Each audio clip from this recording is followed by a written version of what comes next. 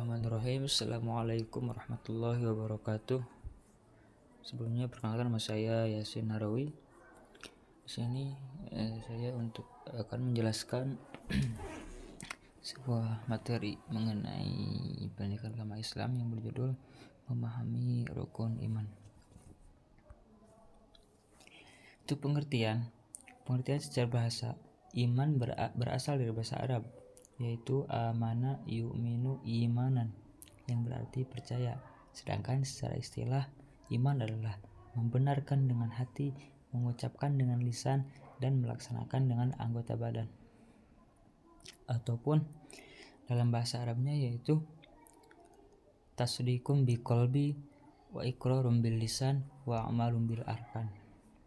Dalam istilah lain, iman berarti percaya kepada Allah Subhanahu wa taala, kepada para malaikat Allah Subhanahu wa taala, pada kitab-kitab Allah Subhanahu wa taala, kepada para rasul, kepada hari akhir, dan kepada qada dan qadarnya Allah Subhanahu wa taala, baik yang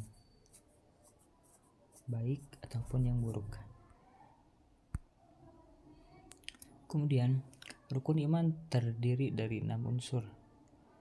Yang pertama, unsur-unsur tersebut yaitu yang pertama iman kepada Allah, kemudian yang kedua iman kepada malaikat, kemudian poin ketiga iman kepada kitab-kitab, kemudian yang keempat iman kepada rasul, kemudian iman kepada hari akhir, dan yang terakhir yaitu iman kepada qada dan qadar, sebagaimana dengan beserta dengan dalil-dalil yang telah diterangkan ataupun ditetapkan dalam PowerPoint tersebut. Yang pertama, iman kepada Allah Subhanahu wa taala. Maksud dari iman kepada Allah Subhanahu wa taala yaitu membenarkan dan mempercayai adanya Allah Subhanahu wa taala dengan berdasarkan dalil adanya semua makhluk di alam ini ataupun wujudu hadhihi makhlukati. Iman kepada Allah Subhanahu wa taala meliputi 4 hal, yaitu iman akan adanya Allah Subhanahu wa taala, iman kepada rububiyahnya, iman kepada uluhiyahnya, serta iman kepada nama-nama dan sifat-sifatnya. Kemudian poin kedua yaitu iman kepada malaikat Allah Subhanahu wa taala. Malaikat adalah makhluk gaib yang diciptakan oleh Allah Subhanahu wa taala yang senantiasa selalu beribadah kepada Allah Subhanahu wa taala, dan mereka sama sekali tidak pernah menentang Allah.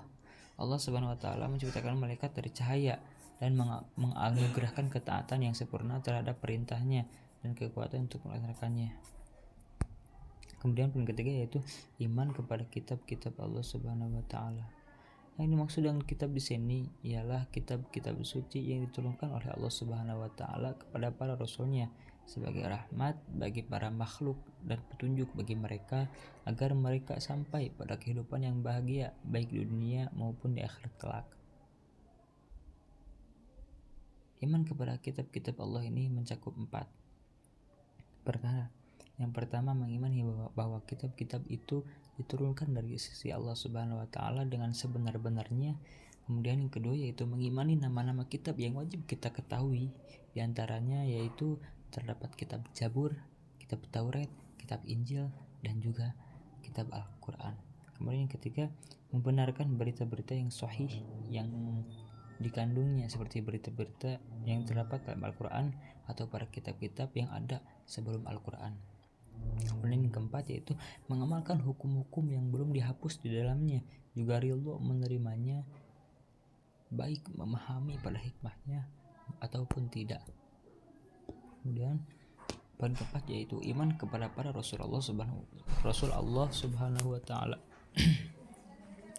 Rasulnya Allah Subhanahu wa taala. Rasul adalah orang yang diberi wahyu oleh Allah Subhanahu wa taala dan diperintahkan untuk menyampaikan wahyu tersebut kepada umatnya. Iman kepada para Rasul Allah ini ataupun kepada Rasulullah ini mencakup 4 perkara juga.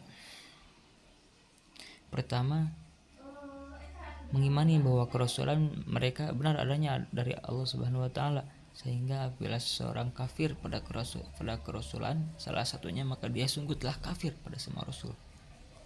Kedua yaitu mengimani nama-nama rasul yang wajib kita ketahui, seperti Nabi Musa, Nabi Isa, Nabi Muhammad sallallahu alaihi wasallam, Nabi Adam alaihissalam, Nabi Nuh, yang dimana kalimat kelima rasul tersebut disebut juga dengan rasul ulul azmi.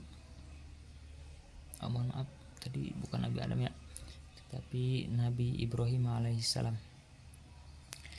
Kemudian ketiga, membenarkan berita yang sahih yang berasal dari mereka ataupun dari rasul-rasul.